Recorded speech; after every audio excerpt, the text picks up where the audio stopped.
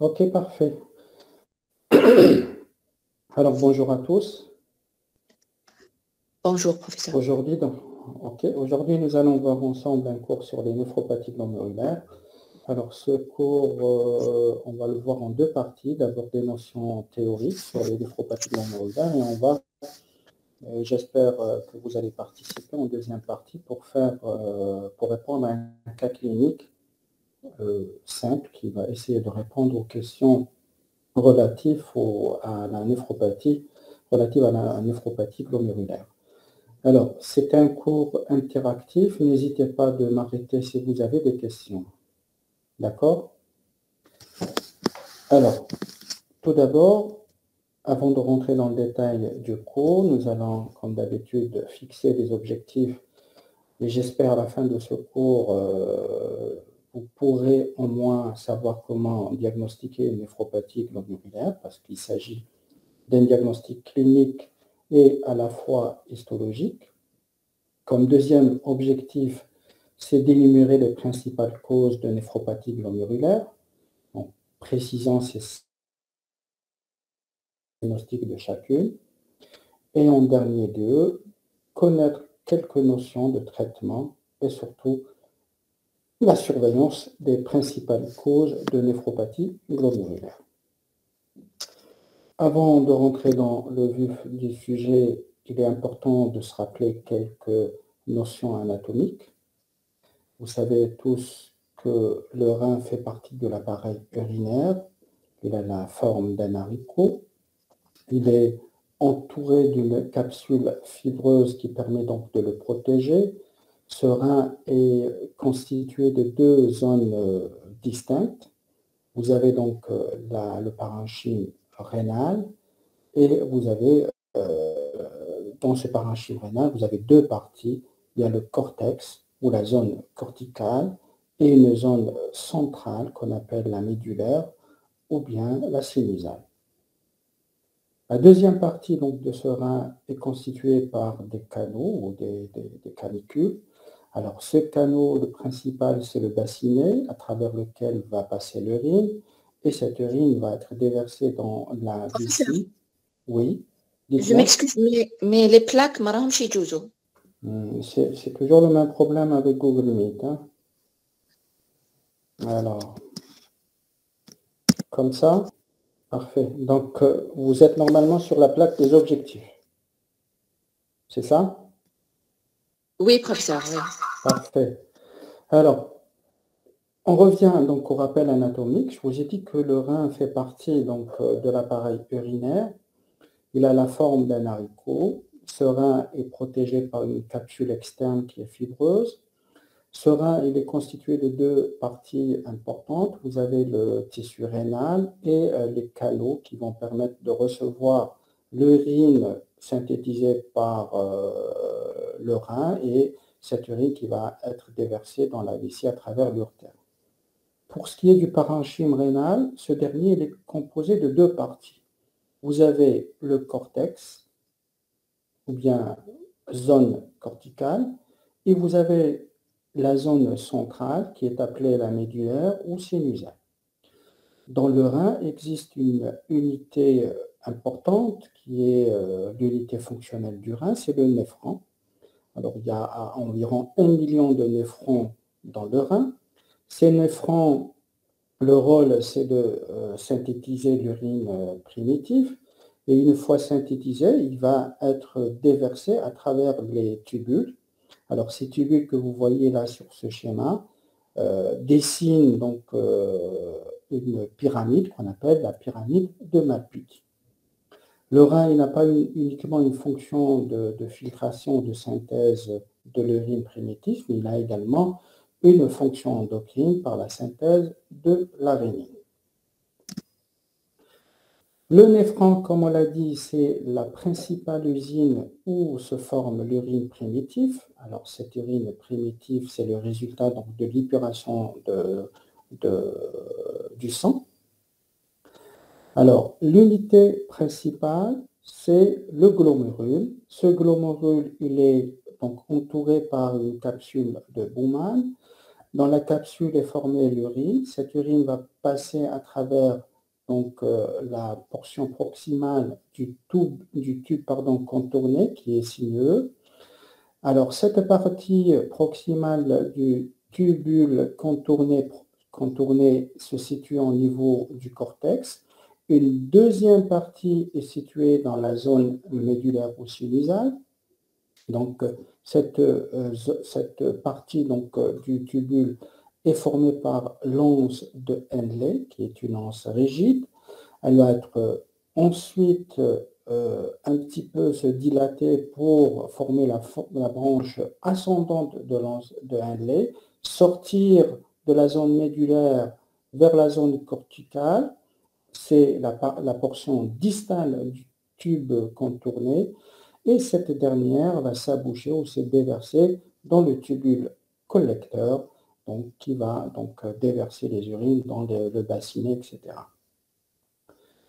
Ça, ce sont les constituants donc, histologiques ou fonctionnels de tube ou du néphron. Ce néphron reçoit une double vascularisation, donc veineuse et artérielle. C'est à travers cette vascularisation que se font les échanges plasmatiques et donc l'épuration du sang. Voici en fort grossissement le glomérule, c'est l'unité principale de synthèse de l'urine primitif. Donc il y a deux portions dans le néphron. Vous avez la portion urinaire, donc c'est la portion proximale du tube contourné. Et vous avez le pôle vasculaire qui est fait par deux artérioles. Donc il y a l'artériole afférente et l'artériole efférente. Alors, à travers cette artériole afférente, donc le sang va venir ici dans le glomérule. Il va subir tout un mécanisme de filtration avec des échanges. Après ces mécanismes de filtration d'échange, l'urine primitive va être stocké dans cette capsule et ensuite il va être déversé dans le tubule proximal. Ces échanges plasmatiques ici et cette filtration est en fait régie par des mécanismes hémodynamiques, donc c'est la pression artérielle qui est à l'origine de ces différents échanges capillaires au niveau du glomérule. Au final, la filtration du sang qui se fait au niveau du glomérule passe par trois étapes importantes. D'abord, la propre filtration glomérulaire. Ensuite, il y a une récupération active ou la réabsorption par un phénomène de diffusion, osmose et transport actif au niveau du tube proximal. Et enfin, il y a un phénomène de récupération de l'eau. Donc, le filtrage va perdre une partie de l'eau par toujours un phénomène d'osmose dans l'anse de Henle, tandis qu'il y a un gradient de concentration en sodium dans la médule. Cette filtration glomérulaire, elle nous intéresse. Pourquoi? Parce qu'à chaque fois qu'il y ait une anomalie au niveau de ce glomérule, il va y avoir des conséquences d'abord cliniques, des conséquences fonctionnelles, et ça va de soi, les pathologies qui peuvent toucher n'importe quel élément de ce glomérule seront responsables d'un syndrome glomérulaire. Et les principaux acteurs qui rentrent en jeu dans la filtration glomérulaire, ce sont d'abord l'endothélium capillaire qui est fenêtré, donc qui lui permet d'avoir cette fonction de filtration. Vous avez encore comme deuxième acteur la membrane basale glomérulaire. Et enfin, les pédicilles et les podocytes que vous voyez sur ce schéma, c'est elles qui filtrent le sang et donc qui permettent à la fois d'avoir au final une urine primitive. Voici toujours en fort grossissement donc les podocytes et les pédicelles que vous voyez ici en microscopie électronique. Ces pédicelles donc sont séparés par de véritables filtres. C'est ces filtres-là qui permettent donc en quelque sorte de tamiser le sang et de filtrer ainsi l'urine primitive. Alors, après ce rappel anatomique et physiologique, nous allons maintenant rentrer dans le vif du sujet. Qu'est-ce que c'est les néphropathies glomérulaires? Parfois, vous allez entendre utiliser le terme de glomérulonéphrite, etc., mais il vaut mieux utiliser le terme de néphropathie glomérulaire. Ces néphropathies glomérulaires, elles peuvent être aiguës ou chroniques. En fait, c'est selon le mode d'installation. Quand il s'agit d'un mode d'installation brutal, aigu, on va parler de néphropathie glomérulaire aiguë. Et parfois, ce syndrome glomérulaire peut s'installer au long cours. Et dans ce cas-là, on va parler de néphropathie glomérulaire chronique. Les étiologies, elles sont multiples. Parfois, donc, elles peuvent être liées à une infection, à une maladie métabolique, diabète ou une obésité, à des maladies auto-immunes systémiques multiples, par exemple le lupus, la polyarthrite rhumatoïde, le syndrome de Sjögren, etc. L'atteinte rénale, elle peut être isolée, donc la pathologie en cause peut se manifester uniquement par une atteinte rénale qui peut, dans certains cas, révéler la maladie, ne s'accompagne pas d'autres symptômes associés. Le diagnostic positif, il est fait par l'histologie, donc la biopsie rénale, qui permet donc une étude à la fois en microscopie optique et en immunofluorescence pour rechercher les dépôts qui peuvent exister sur les différentes parties du glomérule. Quant au pronostic, le traitement et la surveillance de ces néphropathies glomérulaires, ces trois éléments dépendent de l'étiologie de cette glomérulopathie. En tant que clinicien, en tant que médecin généraliste et même en tant que spécialiste, vous devez connaître quels sont les éléments cliniques et biologiques qui peuvent vous orienter vers le diagnostic de syndrome glomérulaire. En fait, pour poser le diagnostic, c'est très simple. Quand vous allez constater une protéinurie et ou une hématurie, il s'agit très probablement d'un syndrome glomérulaire. La protéinurie, elle peut être dépistée par la bandelette, donc le Labstix que vous connaissez. Une fois dépistée, il faut la confirmer systématiquement par son dosage. Alors, le dosage de la protéinurie se fait par gramme de protéinurie sur gramme de créatinurie, donc c'est un rapport à calculer, ou bien en milligrammes de protéinurie sur millimole de créatinurie, ou bien encore en grammes de protéinurie par 24 heures. Cette protéinurie en rapport avec le syndrome glomérulaire est composée principalement d'albumine. Et la protéinurie, elle peut être importante donc, par sa quantité. Dans ce cas-là, elle s'accompagne d'un syndrome néphrotique qui est défini par la présence d'une protéinurie supérieure ou égale à 3 grammes par gramme de créatinurie ou 3 grammes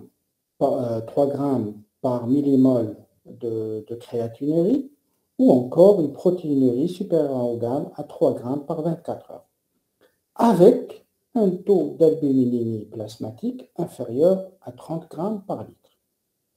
Cette protéinurie peut s'associer à une hématurie, et l'hématurie, elle peut être microscopique, donc décelée par l'étude microscopique, donc le biologiste va vous dire qu'il a noté la présence de plus de 10 hématies par millimètre cube, ou bien 10 puissance 4 par millilitre. Alors, ces hématies sont plutôt parfois déformées, avec la présence de cylindres hématiques. Si vous avez ces deux derniers éléments, soyez certain que cette hématurie ou le globule rouge est le résultat d'un problème glomérulaire. Parfois, l'hématurie, elle peut être macroscopique, et donc le patient lui-même va constater la coloration rouge de ses urines, donc totale, et souvent cette hématurie macroscopique en rapport avec un syndrome glomérulaire est indolore, non accompagnée de caillots, donc qui permet un peu au clinicien de la différencier par rapport à une colique néphrétique en rapport donc avec une lithiase urinaire. En plus de ces deux principaux symptômes du syndrome glomérulaire, il peut y avoir d'autres signes associés comme l'hypertension artérielle, la présence d'œdème et enfin la présence d'une insuffisance rénale qui peut être aiguë ou chronique.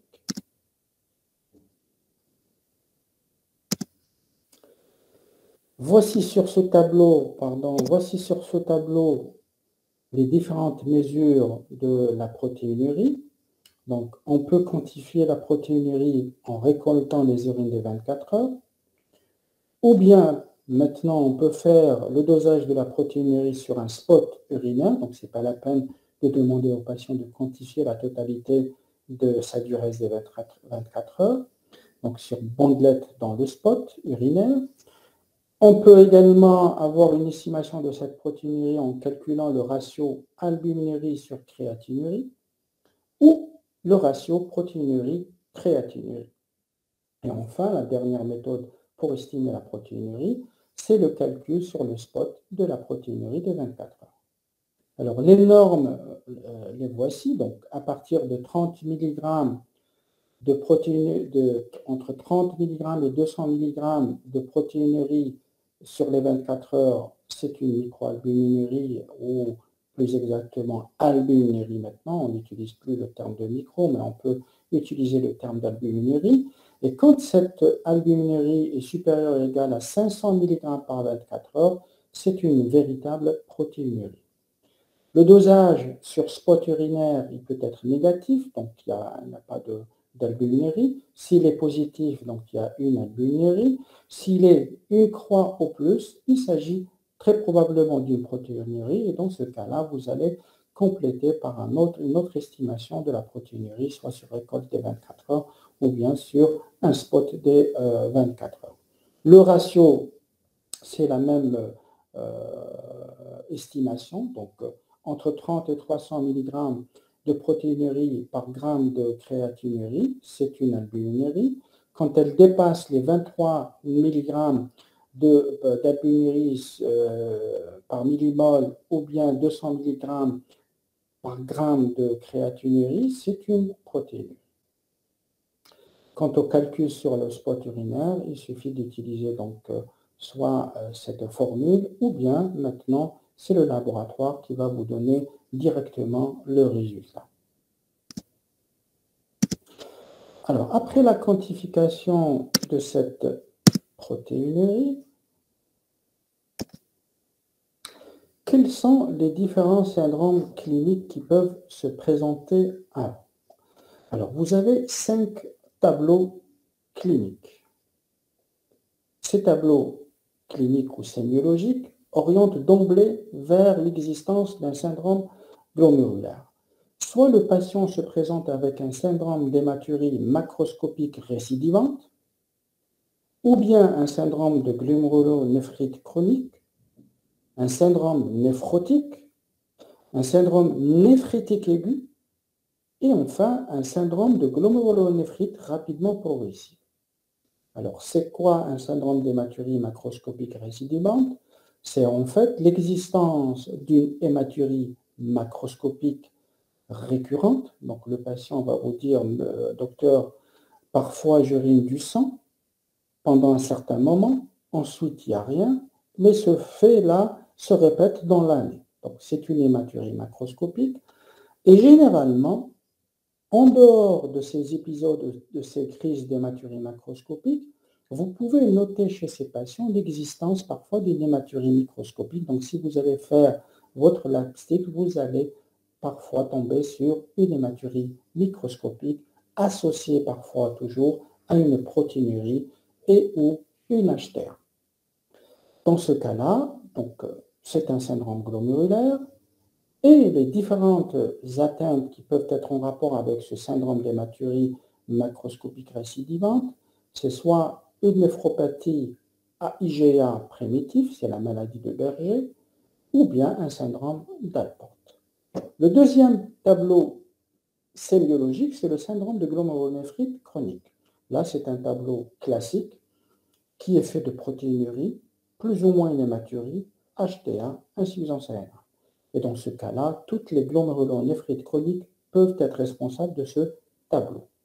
Le syndrome néphrotique qu'on a vu tout à l'heure est défini par une protéinurie supérieure ou égale à 3 grammes par 24 heures, une albuminémie inférieure à 30 grammes par litre, associée parfois soit à une hématurie, HTA, insuffisance rénale. Les causes, les voici, soit parfois idiopathiques, soit en rapport avec une glomérulonéphrite lupique, une amylose, une néphropathie diabétique, une glomérulonéphrite membranoproliférative.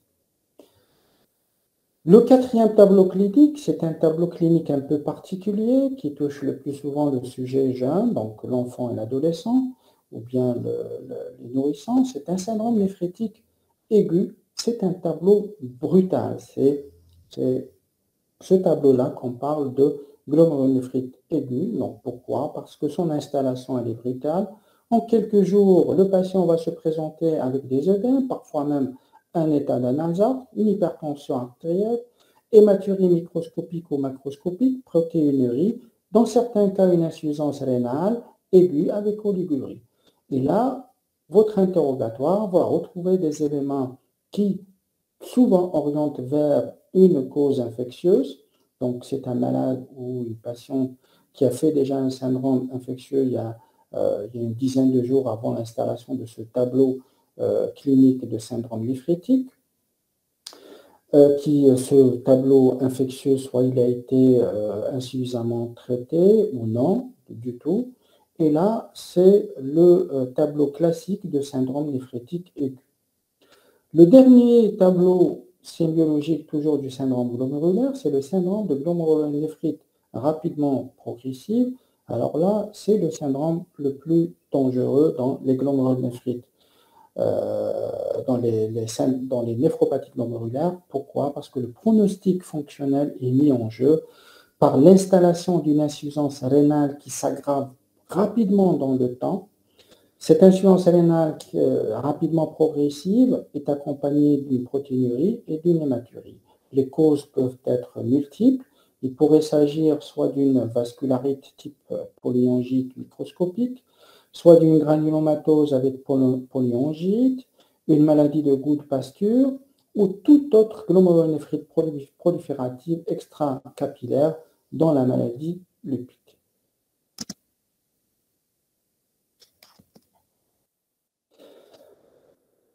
Alors, après avoir vu les tableaux sémiologiques, plutôt au départ, comment poser le diagnostic de syndrome glomérulaire, ensuite on a vu quels sont les tableaux sémiologiques de ces néphropathies glomérulaires. Et la deuxième étape, c'est de rechercher les causes de ce syndrome glomérulaire. Et comme vous le savez, le diagnostic étiologique passe par un interrogatoire. Dans l'interrogatoire, vous allez rechercher le mode de début. Rappelez-vous, quand il s'agit d'un tableau aigu, surtout fait d'un syndrome néphritique aigu, c'est l'infection au premier plan. Quand il s'agit d'un syndrome chronique, là, vous allez essayer de rechercher tous les autres symptômes associés extra-rénaux qui pourraient vous orienter vers les différentes pathologies générales. Les antécédents du patient sont importants. Antécédents, par exemple, du virose, hépatite B, hépatite C, antécédents d'infections bactériennes, de maladies de système connues, maladies lupiques, polyarthrite, syndrome de Sjögren, un diabète sucré de longue durée. Tous ces éléments, vous devez les rechercher à l'interrogatoire. Votre examen clinique va se contenter à rechercher un foyer infectieux, des signes de maladie systémique, une anomalie physique, donc un examen clinique tout à fait normal, complet. Vous allez, après votre interrogatoire et examen clinique, demander des examens biologiques en fonction de l'étiologie suspectée. Et enfin, comme on l'a dit au départ, la confirmation du syndrome glomérulaire passe par une biopsie rénale systématique qui va confirmer cette atteinte glomérulaire.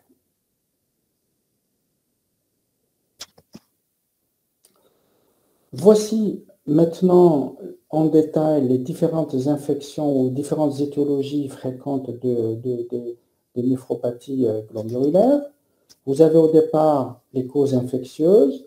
Alors, les causes infectieuses, elles peuvent être bactériennes ou virales. Bactériennes bactériennes, elles peuvent soit être aiguës ou chroniques. L'exemple des infections chroniques, la retenez ce diagnostic, c'est l'endocardite infectieuse, qui peut donner donc un tableau de syndrome glomérulaire. C'est pourquoi on fait un lab-stick systématiquement devant une suspicion d'endocardite. L'ostéomyélite chez l'enfant, la tuberculose, la lèpre, ces infections chroniques sont à l'origine d'une glomérulonéphrite avec prolifération endo- et extracapillaire. Les infections elles peuvent être virales et dans ce cas-là, de par leur fréquence, vous avez l'infection du sida, donc le VIH, l'hépatite B, l'hépatite C. Alors l'hépatite B et l'hépatite C entraînent souvent une glomérulonéphrite extramembraneuse. Après les infections virales, vous avez les maladies métaboliques. Est-ce que vous pourrez désactiver le micro? Merci. Alors, parmi les maladies métaboliques responsables de néphropathie glomérulaire, c'est le diabète. Le diabète, vous savez que c'est une pathologie très fréquente. Et parmi les complications du diabète, c'est l'atteinte rénale. Donc, c'est la néphropathie diabétique. Cette néphropathie diabétique, sur le plan lésionnel, c'est une glomérulonéphrite. Autre cause, c'est les maladies de système. Dans les maladies de système, vous avez les vascularites qu'on a vu tout à l'heure. Les vascularites, soit les vascularites des petits vaisseaux, soit les vascularites des moyens et gros vaisseaux. La maladie de Goodcluster, par exemple, la polyangite microscopique, le syndrome, plutôt le purpura rhumatoïde, toutes ces vascularites peuvent être la cause d'un syndrome glomérulaire et plus particulièrement la cause d'un syndrome de glomérulonéphrite rapidement progressif. Les autres maladies de système, le lupus, les maladies inflammatoires chroniques qu'on a citées tout à l'heure, polyarthrite rhumatoïde, la maladie périodique, les spondylarthropathies, les maladies inflammatoires chroniques de l'intestin, par exemple la maladie de Crohn ou la rectocolite hémorragique. Enfin, les autres causes moins fréquentes, c'est les gammapathies monoclonales et les maladies génétiques. Les gammapathies monoclonales, c'est le myélome. Gammapathie monoclonale à signification rénale. Alors, c'est des malades qui ont un contexte particulier, donc qui sont déjà plus souvent connus porteurs de myélome. Et n'oubliez pas que ces malades-là peuvent avoir une atteinte rénale sous forme de néphropathie glomérulaire. Et le plus souvent, ça donne un syndrome néphrotique avec plus ou moins une insuffisance rénale par amylose AL ou autre. Quel est le bilan biologique à demander? Un bilan immunologique, donc des anticorps antinucléaires, anticorps anti-DNA natifs si vous suspectez un lupus, le complément sérique, CH50, fraction C3, C4 pour les glomérulonéphrites post-infectieuses, le lupus, le cryoglobulinémie, les anticorps anticytoplasmes, les ANCA pour les vascularites, l'anticorps antimembrane basale spécifique de la maladie de Gould-Pasture, cryoglobulinémie et sérologie de l'hépatite C si vous suspectez une atteinte rénale chez un patient porteur d'une hépatite C, l'immunoélectrophorèse des protéines plasmatiques et urinaires et dosage spécifique des chaînes légères en cas de suspicion, par exemple, de myélome ou d'amylose, les anticorps anti-PLA2R, ça c'est les glomérulonéphrites extramembraneuses primitives, on verra tout à l'heure son tableau, et enfin, comme bilan biologique, les sérologies virales, la VHB, VHC et HIV. La biopsie rénale, un petit mot sur ce geste que vous devez connaître. Ensuite, vous devez connaître également ses indications et ses contre-indications. La biopsie rénale, elle a un triple intérêt, diagnostic, thérapeutique et pronostic. Diagnostic, elle permet donc d'avoir une idée sur le stade lésionnel. Thérapeutique, parce qu'à partir de ce compte rendu ou cette atteinte lésionnelle, le traitement qu'on choisit est différent selon le stade histologique. Le pronostic, si par exemple il existe une importante fibrose au niveau du rein, donc le pronostic fonctionnel il est sévèrement mis en jeu. Les indications, c'est le syndrome de néphropathie glomérulaire. Les cas non nécessaires de faire la biopsie, par exemple si vous êtes face à un jeune enfant de moins de 10 ans et qui se présente pour un syndrome néphrotique pur, ce n'est pas la peine de proposer une biopsie rénale. Un diabétique connu et qui a déjà une complication microvasculaire de type rétinopathie diabétique, dans ce cas-là, la protéinurie ou le syndrome glomérulaire est probablement lié à une complication rénale, donc ce n'est pas la peine de faire la biopsie rénale. Une amylose qui a été déjà documentée par une autre biopsie, donc ce n'est pas nécessaire de faire une biopsie rénale, puisque c'est un examen invasif. Et enfin, le dernier cas où ce n'est pas nécessaire de faire une biopsie rénale, c'est les glomérulopathies héréditaires qui sont déjà documentées chez un des membres de la famille. Les contre-indications, retenez ces contre-indications. On ne fait pas une biopsie rénale chez une personne qui a un rein unique, chez une personne qu'on n'a pas encore équilibré sa tension artérielle, chez des personnes avec des anomalies anatomiques, des kystes multiples, rein en fer à cheval, chez une personne de périarthrite noueuse, c'est une vascularité des moyens et gros vaisseaux. Alors pourquoi? Parce que cette vascularité s'accompagne d'anévrismes qui peuvent être localisés au niveau du rein. Et donc si on fait une biopsie, on peut rompre ces anévrismes et entraîner un état de choc, voire un décès. En cas de pyélonéphrite aiguë, donc en cas d'infection, c'est contre-indiqué de faire une biopsie rénale. Et en dernier lieu, la présence de troubles de la coagulation contre-indique également cette biopsie rénale. Quelques précautions chez les patients qui sont sous antiagrégants plaquitaires, il faut les arrêter au moins 5 jours avant le geste pour l'aspirine, le clopidogrel 10 jours avant le geste. Les modalités à droite, donc vous pouvez les consulter plus tard. Les complications à connaître aussi, vous pouvez recevoir un patient qui a subi une biopsie rénale et qui va vous consulter pour un problème post-geste, par exemple une douleur. N'hésitez pas à penser à un hématome périrénal, donc vous faites une échographie, voire une TDM. Il peut se présenter à vous avec une hématurie macroscopique persistante après le geste. L'hématome intrarénal également est une complication. Pensez à un syndrome néphrétique ou une rétention d'urine comme complication aiguë. Les hématomes rétropéritonéaux sont moins rares, mais c'est une complication. Ces complications doivent être prises en charge rapidement aux urgences urologiques surtout. Comme complication chronique qui est très rare, c'est la fistule artério-veineuse. Elle touche environ 0,1 à 0,5%. Le risque de rupture également est une complication chronique. Parfois, on peut noter un souffle vasculaire persistant chez ces patients-là, voire l'installation d'une hypertension artérielle après une biopsie rénale. Quels sont les éléments de la biopsie rénale? Les éléments histologiques, elle permet donc, cette biopsie, de stadifier les lésions. D'abord, segmentaire, et ça, ces mots-là, vous allez retrouver dans les comptes rendus de biopsie rénale.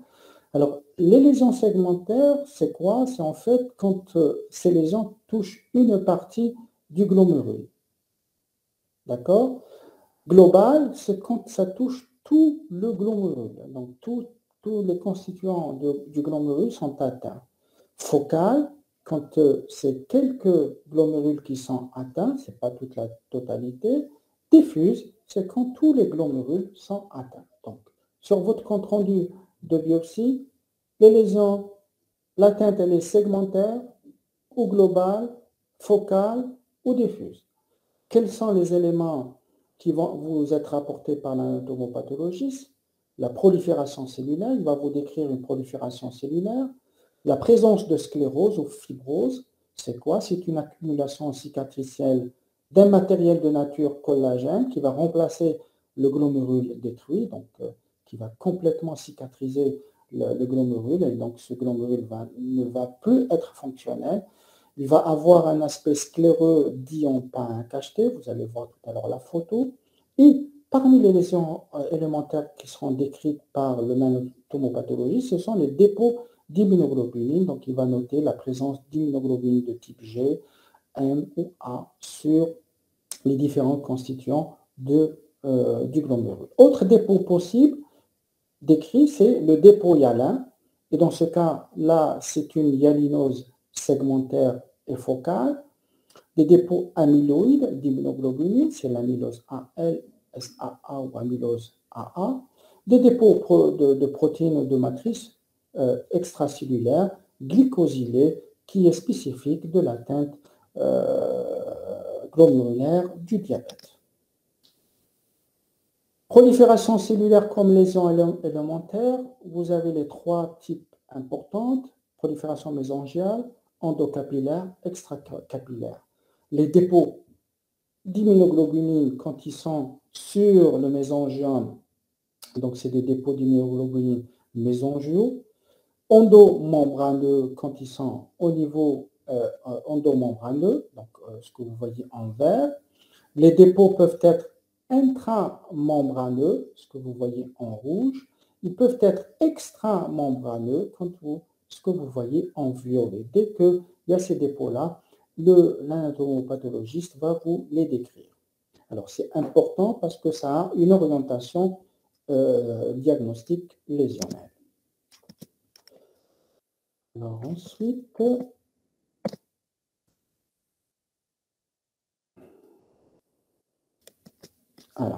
alors, je vous ai dit tout à l'heure l'aspect d'un pain cacheté ou d'un glomérule fibreux ou scléreux, c'est cet aspect-là. Ça ressemble à ce qu'on appelait ce qu'utilisaient les Français pour fermer leur enveloppe. C'est des pains enzymes, donc c'est coloré et qui donne cet aspect donc, qui ressemble au glomérule fibreux. Alors l'intérêt, si vous voyez dans votre compte rendu qu'il y a beaucoup de pains cachetés, le pronostic fonctionnel du patient est fortement mis en jeu. Alors, le diagnostic en fonction de l'histologie, vous avez donc les différentes ici maladies et syndromes avec l'anomalie histologique, donc la prolifération cellulaire et les dépôts. Alors, on ne va pas les reprendre toutes.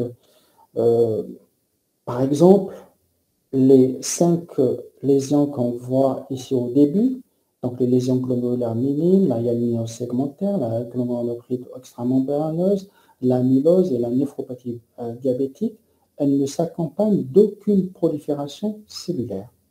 Quant aux dépôts, pour chaque pathologie, il y a des dépôts spécifiques. On n'est pas obligé de les retenir par cœur, mais quand vous recevez un compte rendu, essayez de jeter un coup d'œil sur les dépôts pour voir est-ce qu'effectivement ça correspond à la pathologie décrite.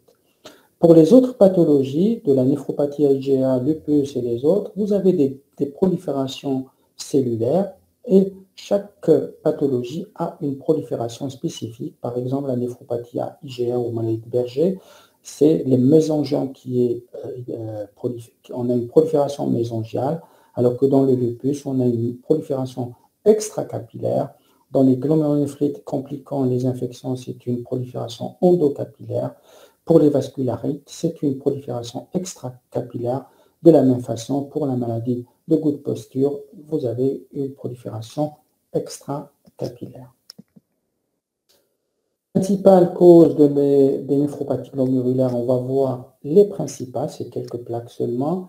La glomérulopathie extramembraneuse, GEM, c'est la première cause de syndrome néphrotique chez l'adulte, 40% des cas environ. Elle touche les sujets de plus de 60 ans. L'homme est plus touché que la femme.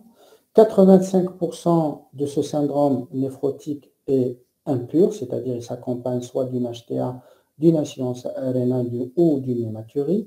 Les étiologies, vous avez 2 grandes étiologies primitives, c'est-à-dire sans cause évidente, mais dans les primitives, qui est une cause fréquente, on a noté la présence d'anticorps spécifiques, c'est les anticorps circulants anti-PLA2R, et récemment, on a trouvé encore des anticorps plus spécifiques, les anticorps de récepteurs de la THSD7, qui oriente vers la cause la plus fréquente du syndrome néphrotique par atteinte extramembraneuse. Le deuxième chapitre de cause de ces néphropathies extramembraneuses, c'est secondaire, donc secondaire à des pathologies, soit à des cancers solides, retenez cela parce que c'est important. Les cancers solides peuvent être la cause d'une glomérulonephritite extramembraneuse. Ce cancer solide touche souvent les sujets de plus de 50 ans. Il peut s'agir d'un des mélanomes. Le lupus érythémateux systémique, là, c'est un tableau complet avec d'autres symptômes qui peuvent vous orienter vers cette pathologie et ça touche souvent les femmes jeunes, entre 20 et 55 ans. Les autres maladies auto-immunes, le syndrome de Sjögren, la thyroïdite d'Hashimoto, elle peut être en rapport avec des infections, mais qui sont rares, notamment les infections virales B et C. Enfin, post-médicamenteuses, les anti-inflammatoires. Faites attention aux anti-inflammatoires, ces derniers peuvent être la cause d'une glomérulopathie extramembraneuse. Le diagnostic, on l'a vu, le traitement, il est symptomatique. Les glomérulonéphrites à dépôt mésangio d'IgA, c'est la plus fréquente des glomérulonéphrites primitives observées dans le monde. Donc c'est cette cause-là, elle touche l'adulte jeune. L'homme est plus touché que la femme. Sa physiopathologie, elle est mal élucidée. Les complexes humains à IgA, c'est ces complexes humains qui vont s'installer ou se déposer sur le glomérule et qui vont altérer leur fonction. C'est probablement ce mécanisme-là qui serait responsable de cette glomérulopathie. Cliniquement, c'est un syndrome d'hématurie macroscopique récidivante, on l'a vu tout à l'heure, associé souvent à une notion d'infection.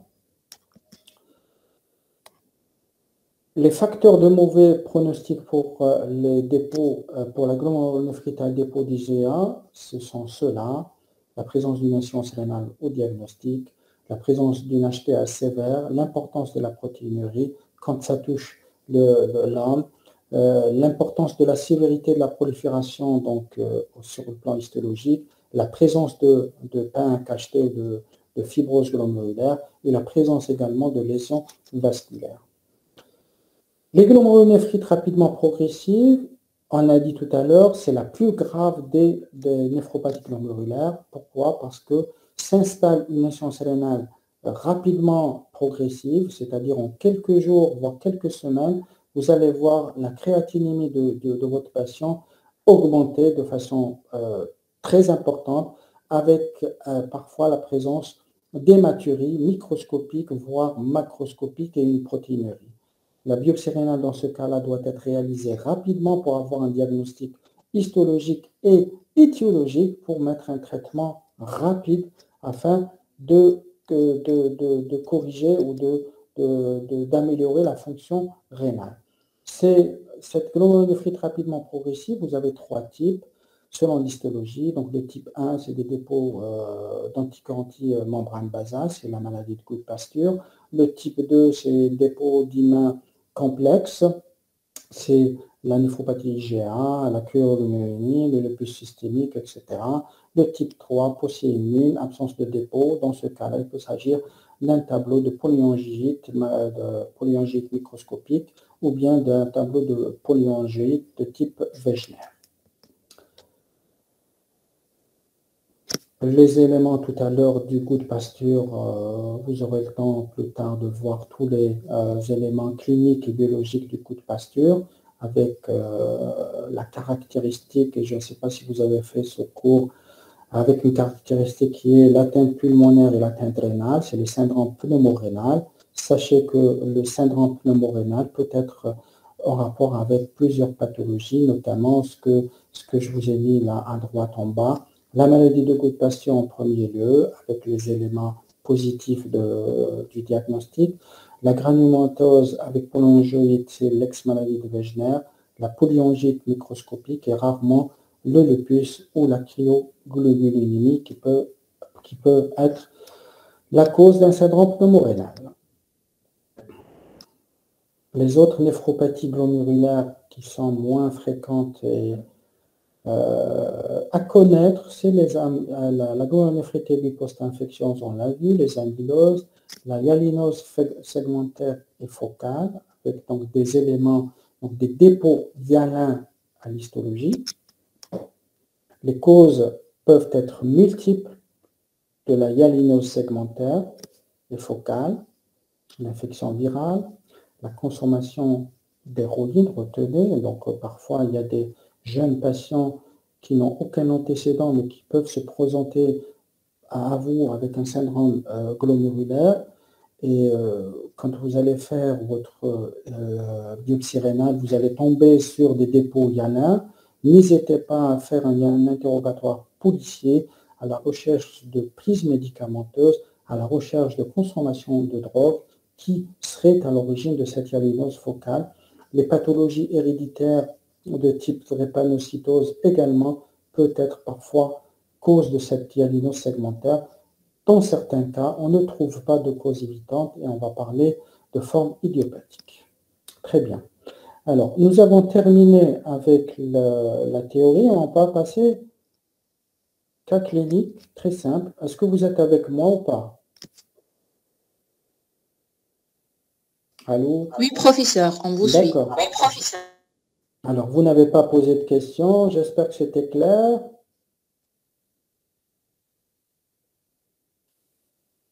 Alors, vous pouvez activer vos micros, ok? Parce que là, on va faire un cas clinique et j'espère que vous allez participer. Alors, ce cas clinique, il est très simple. Vous avez un patient qui est âgé de 59 ans, qui vient vous consulter en raison d'œdèmes des membres inférieurs qui sont apparus environ 2 mois auparavant. Votre interrogatoire retrouve, ou plutôt ne retrouve aucun antécédent particulier chez votre patient. Il vous rapporte la notion de consommation de tabac, donc 60 paquets de cigarettes par an, depuis une vingtaine d'années. Il ne consomme pas d'alcool.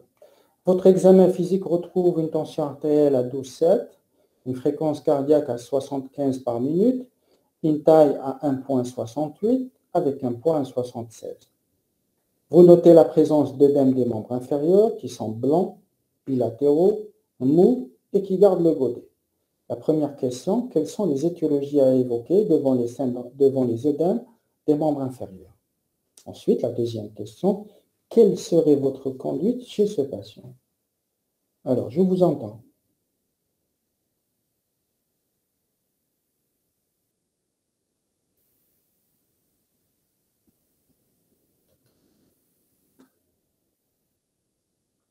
Allô, allô?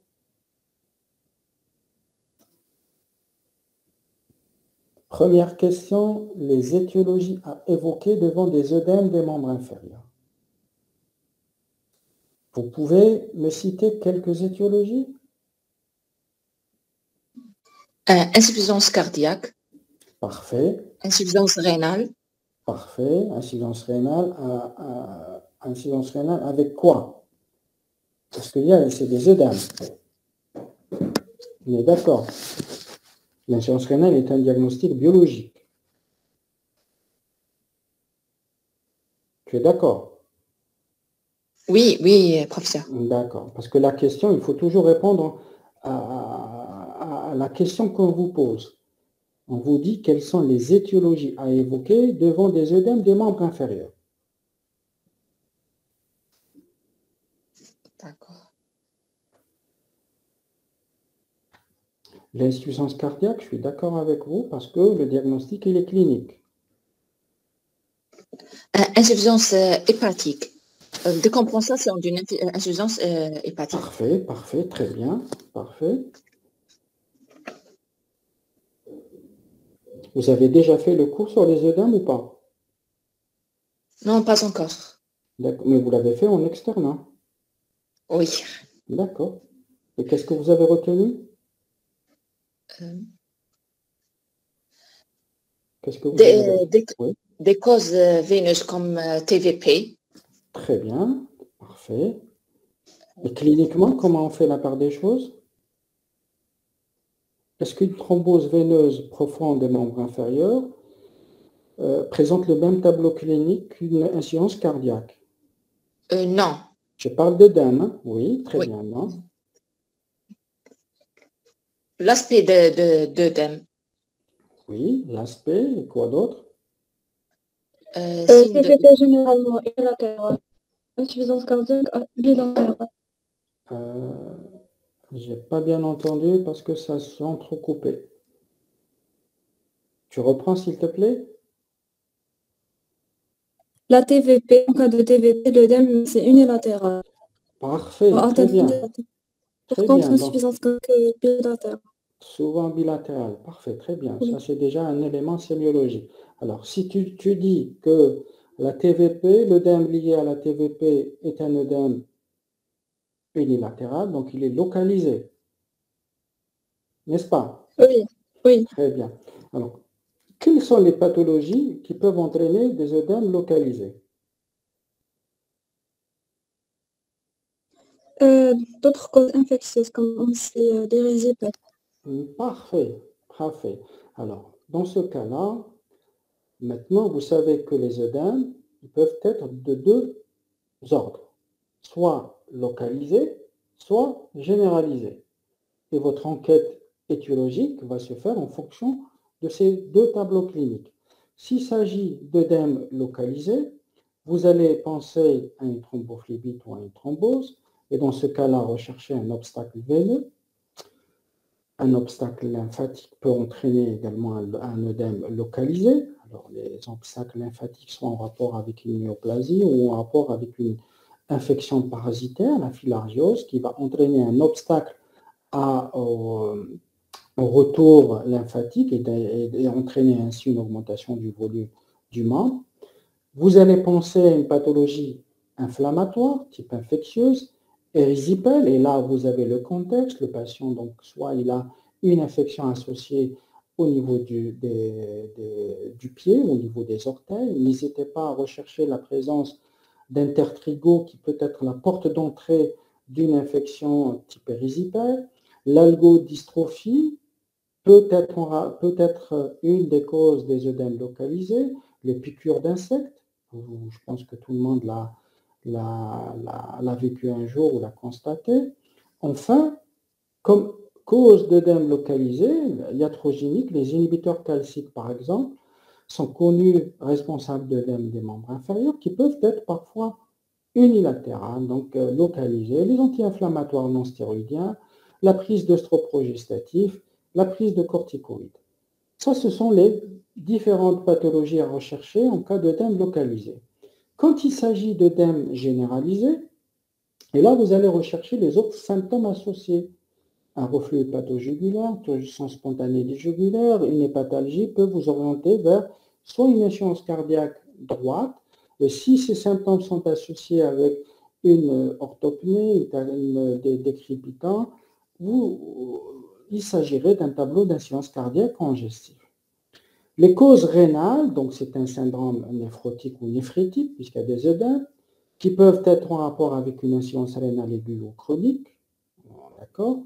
Et souvent, chez les personnes qui ont une insuffisance rénale chronique, quand il y a un apport important en sodium, donc un déséquilibre dans le régime ou bien quand ils sont trop perfusés, il va y avoir une rétention qui serait responsable d'œdème souvent généralisé chez ces personnes-là. Les causes hépatiques, par exemple un cirrhotique connu, donc qui peut avoir une hypertension portale avec ou sans insuffisance hépatocellulaire. Un tableau de dénutrition, puisqu'il y a une importante fuite protéique en albumine, il va y avoir une diminution de la pression protéique et donc formation des œdèmes généralisés. Les autres causes qui sont très rares, comme par exemple les œdèmes cycliques idiopathiques, ou bien la prééclampsie chez la femme enceinte, parfois dans des tableaux aigus de type par exemple choc septique.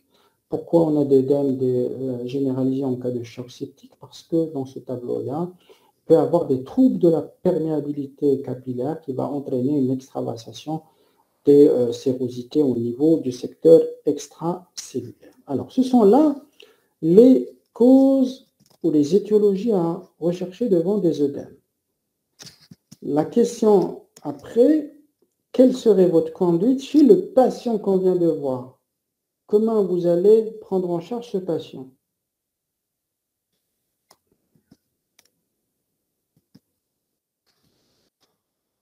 Qu'est-ce que vous allez demander?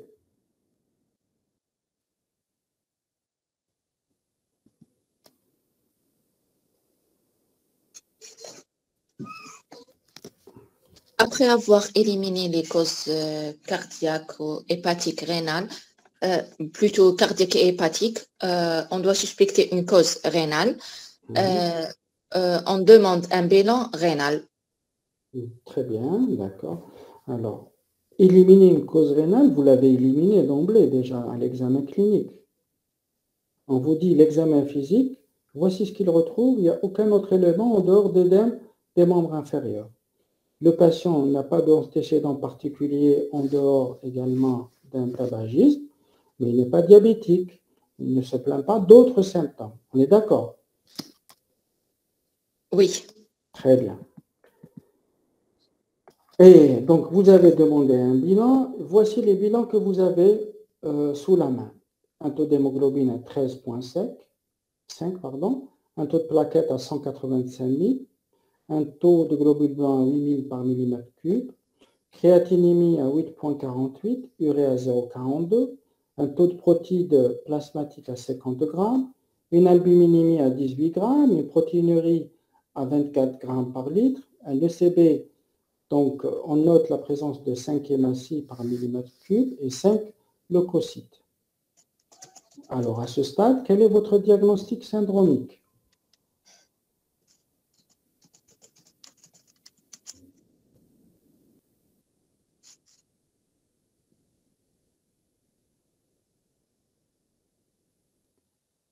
Oui, je vous écoute.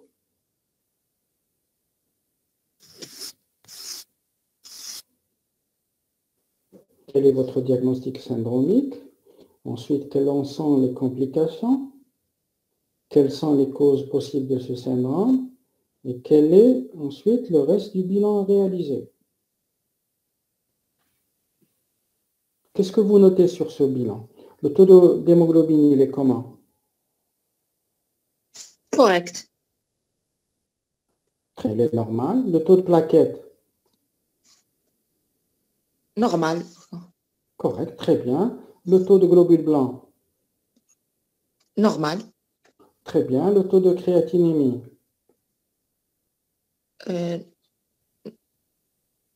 Normal. Créa et urée. Alors, créatinémie à 8,48. Ne répondez pas normal. Vous devez calculer la cléance à la créate. La cléance, Okay? Oui. La cléance à la créate et donner le taux de cléance à la créate. Oui. Le taux de protidémie? C'est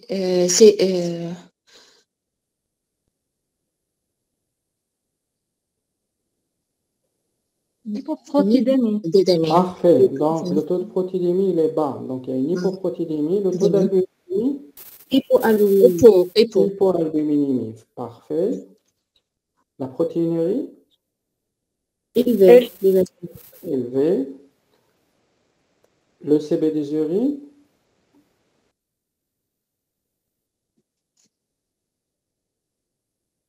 Négatif.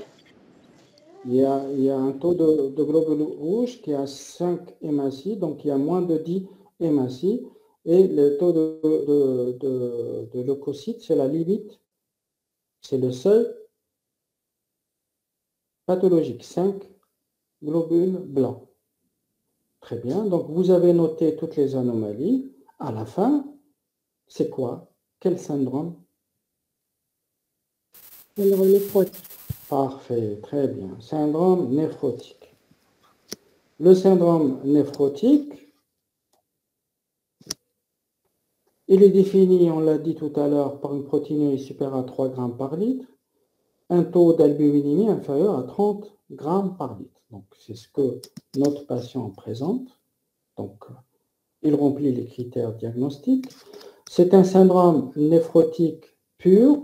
Pourquoi? Parce que sa tension artérielle est normale, parce qu'il n'y a pas d'insuffisance rénale et parce qu'il n'y a pas d'hématurie. On est d'accord? S'il y avait un de ces éléments, votre réponse serait syndrome néphrotique impur. Mais puisqu'il n'y a pas tous ces éléments, votre réponse devrait être syndrome néphrotique pur.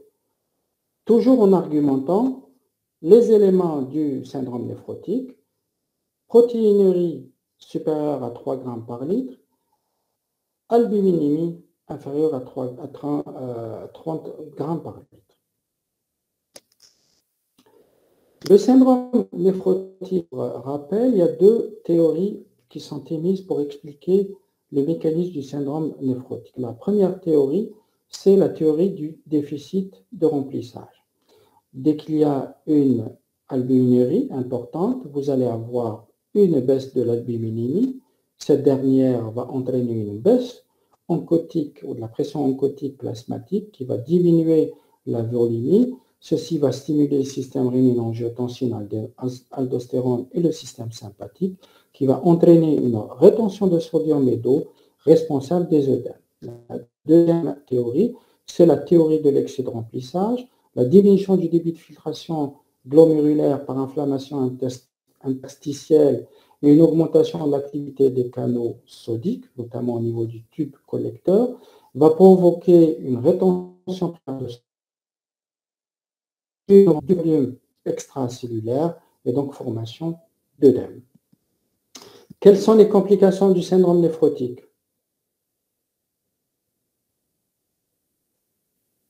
Sans jeter un coup d'œil sur le Google.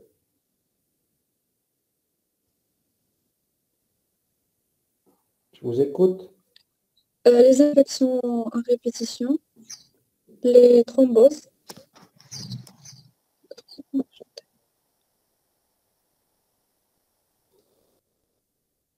D'accord. D'accord.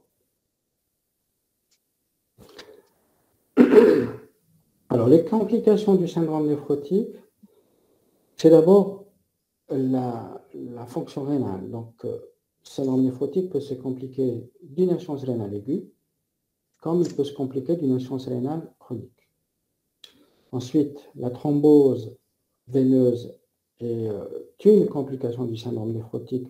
Son explication physiopathologique, puisqu'il y a une fuite importante d'albumine, il y aura une fuite avec cette albumine d'antithrombine 3 qui serait responsable, puisque l'antithrombine 3 donc, est thrombogène, donc qui serait responsable de la thrombose. Les infections par fuite toujours d'immunoglobulines, donc le patient serait sujet à faire des infections parce qu'il y a une baisse du taux d'immunoglobulines. L'hyperlipidémie qui accompagne le syndrome néphrotique, donc c'est une hyperlipidémie secondaire qui peut provoquer même une hypertension artérielle. La fuite importante d'albumine va entraîner à la longue une dénutrition. Une autre complication chez les patients avec syndrome néphrotique, donc avec un taux d'albuminémie très bas, souvent on peut être face à des surdosages médicamenteux parce que la plupart des médicaments se lient à l'albumine pour avoir leur action thérapeutique. Donc s'il y a une baisse importante de l'albumine, ça va de soi. Il y aura une liaison plus importante avec les médicaments qui peut entraîner donc une suractivation ou un effet délétère du médicament. Ce sont là les complications du syndrome néphrotique que vous devez apprendre par cœur. Les causes possibles du syndrome néphrotique, on les a vues tout à l'heure, c'est juste un rappel. Rappelez-vous, la cause la plus fréquente du syndrome néphrotique, donc de ce syndrome glomérulaire ou de la néphropathie glomérulaire sous forme de syndrome néphrotique, la cause la plus fréquente, c'est le syndrome néphrotique primitif. Syndrome néphrotique primitif, la lésion, elle peut être extramembraneuse, on va parler à l'histologie, vous allez avoir le diagnostic de glomérulonéphrite extramembraneuse. L'atteinte, elle peut être glomérulaire minime, et dans ce cas-là, on parle de glomérulonéphrite à lésion glomérulaire minime. Parfois, on peut noter notamment des dépôts hyalins segmentaires et focales. C'est la hyalinose segmentaire et focale. Soit en rapport avec une cause, soit sans cause évidente. Donc, c'est pourquoi on parle de primitif. le syndrome néphrotique secondaire au diabète, à la présence d'une amylose, au lupus systémique, aux infections virales, bactériens type endocardite, tumeurs. Et dans ces différentes causes, vous avez un tableau clinique particulier pour chaque cause qui va vous permettre, en plus du syndrome néphrotique, de poser le diagnostic de chaque virus.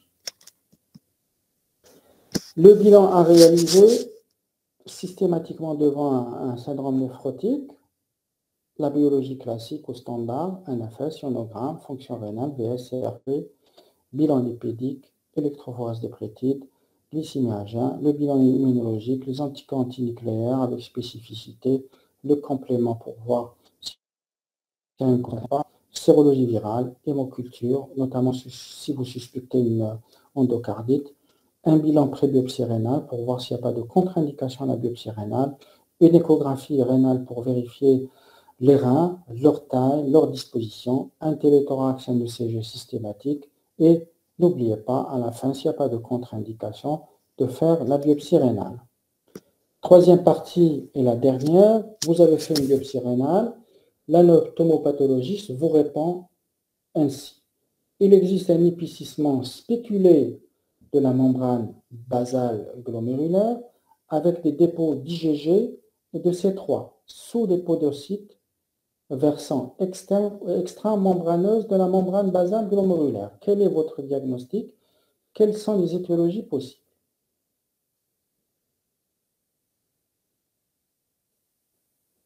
Alors, la question, elle est claire. Quel est votre diagnostic en fonction du compte-rendu? Ensuite, quelles sont les causes possibles? Quand on vous pose cette question juste après le compte-rendu de la biopsie rénale, on vous demande le type histologique de l'atteinte glomérulaire. On est d'accord? Donc, il y a une atteinte du versant externe ou extramembranaire. Donc, c'est une glomérulonéphrite extramembranaire. Quelles sont les étiologies? Vous allez citer les différentes étiologies d'une glomérulonéphrite extramembraneuse.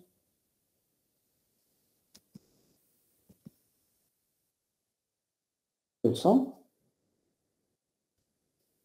soit tumoral, on a vu tout à l'heure quand il s'agit d'un sujet de plus de 50 ans, cancer du poumon, colique, rein, mélanome, ovaire, lymphome, soit en rapport avec une maladie inflammatoire, et dans ce cas, il y a le contexte, lupus, sarcoïdose, syndrome de Sjögren.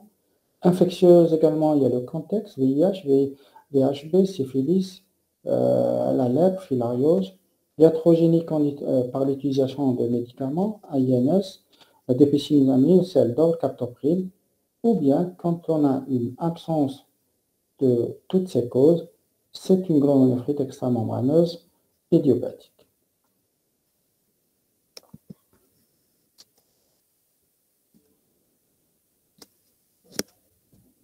Alors, j'espère que vous m'avez suivi.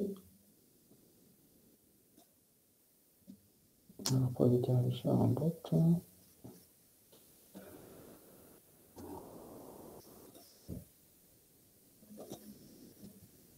Alors, est-ce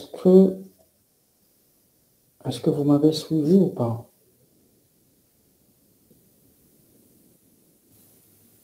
Oui, professeur. Parfait. Alors, tu es la seule à participer avec une note que je n'ai pas retenu le nom. C'est Nakhailiato. C'est ça? Oui, oui, Nekhélia. Très bien. Alors, qu'est-ce que vous avez retenu?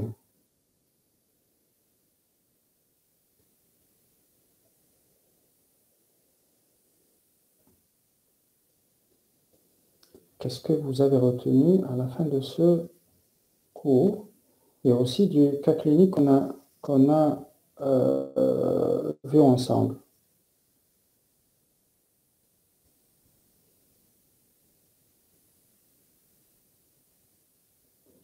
Concernant le cas clinique, comment on doit réagir devant un œdème des membres inférieurs, des œdèmes des membres inférieurs? Et qu'on doit connaître les causes des œdèmes des membres inférieurs. Et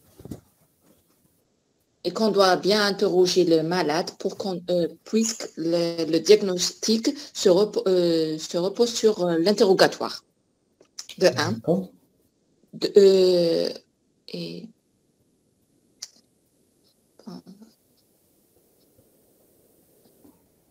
Très bien, très bien. Ce que tu as dit, c'est bien. Donc, le raisonnement, c'est en fonction donc de la localisation des œdèmes d'abord.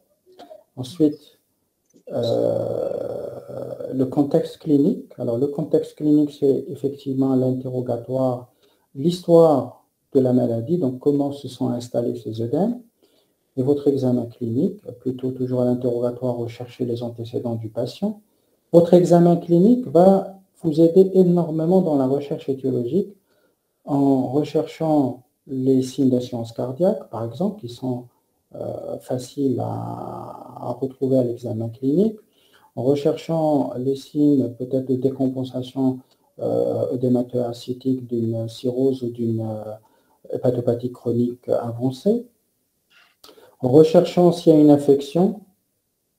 D'accord? Tout cela peut vous aider à rechercher la cause de ces œdèmes. Et quand il s'agit d'œdèmes généralisés, le deuxième message clé, c'est le syndrome néphrotique. N'hésitez pas à faire un Lab6 pour voir s'il y a une protéinurie dans les urines ou pas. Dès que vous constatez une protéinurie, avec ou sans hématurie, vous dosez la protéinurie pour un diagnostic précis. Syndrome glomérulaire, avec, comme on l'a dit, protéinurie hématurie. Parfois, quand la protéinurie est importante, donc quand elle dépasse les 3 grammes par 24 heures, avec un taux d'albuminémie inférieur à 30 grammes par litre, c'est le syndrome néphrotique. Le syndrome néphrotique, il est pur quand il ne s'associe pas d'une insuffisance rénale, d'une hématurie ou d'une insuffisance rénale, d'une hématurie ou d'une hypertension artérielle.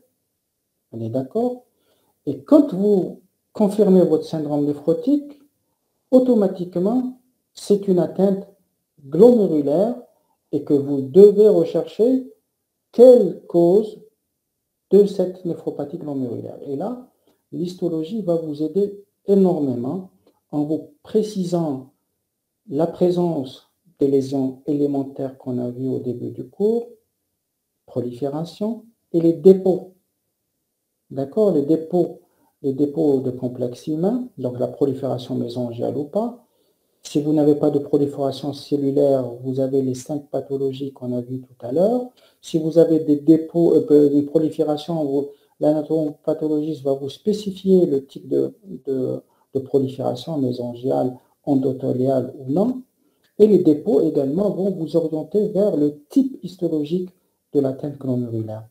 Pour notre patient, vous avez remarqué qu'il y avait une atteinte extramembraneuse. Et là, vous allez poser votre diagnostic histologique de glomérulonéphrite extramembraneuse.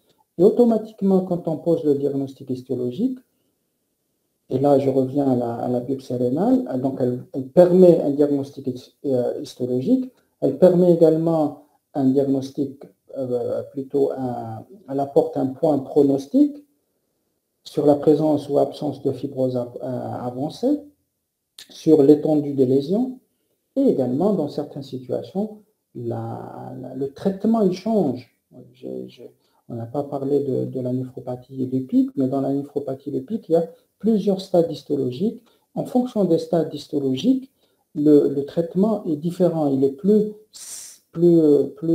drastique ou plus agressif quand il s'agit d'une néphropathie proliférative que quand il s'agit d'une néphropathie non proliférative. Pour notre patient, c'est une néphropathie glomérulaire extramembraneuse et les étiologies vont en découler. Donc, quand un sujet de plus de 50 ans, comme c'est notre cas avec tabagisme, donc vous pensez directement à un cancer. Donc le téléthorax, voire le scanner est systématique pour rechercher s'il n'y a pas de cancer pulmonaire qui expliquerait le syndrome néphrotique chez un patient au long passé de tabagisme. Chez la femme, le cancer de mammaire, etc.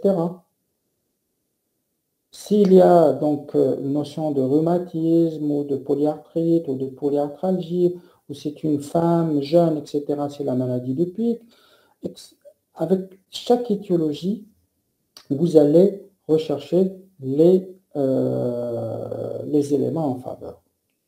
Alors, je vois ici des questions. C'est bon. Le diapo est bloqué. Non, j'ai arrêté. Ça, c'est 17 heures. Thrombose veineuse profonde, godet, le godet.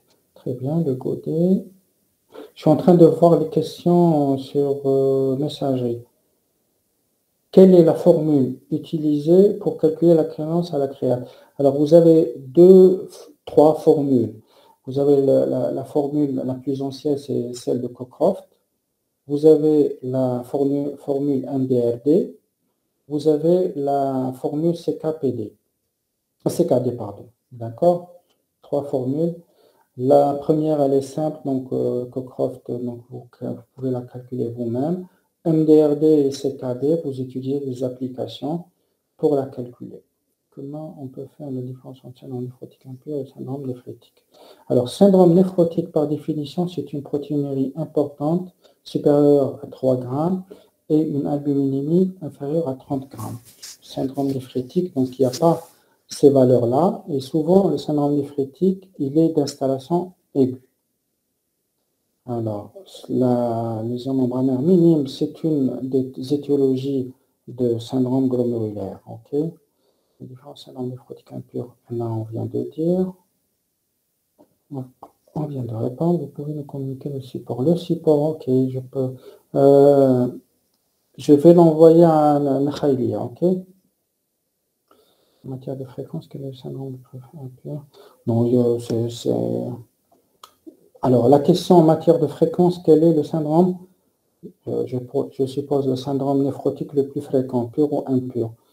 En fait, on peut les voir les deux, hein, c'est pas une question de. Quand il s'agit d'un syndrome néphrotique impur, il est plus ou moins de mauvais pronostic qu'un syndrome néphrotique pur. C'est quoi la cause de la nécrose papillaire? La nécrose peut être en rapport avec plusieurs pathologies. Hein. Okay, la nécrose tubulaire, non papillaire, c'est la conséquence d'un retard soit de prise en charge, okay, soit d'une installation de lésions d'emblée sévère. Toujours, ça revient à la même question. Impur pour le diagnostic différentiel, oui, mais la protéinurie, elle n'est pas aussi importante que chez le syndrome néphrotique. Ça, c'est pour Nina Mira. Je pense que j'ai répondu à toutes les questions. Si vous avez d'autres questions, je suis encore à vous. Je vais vous envoyer donc le support donc à Khaylia et vous pouvez le consulter à tête reposée. Ok, pas de quoi. Merci beaucoup, professeur. Allez, portez-vous bien. Au revoir. Au revoir. Merci.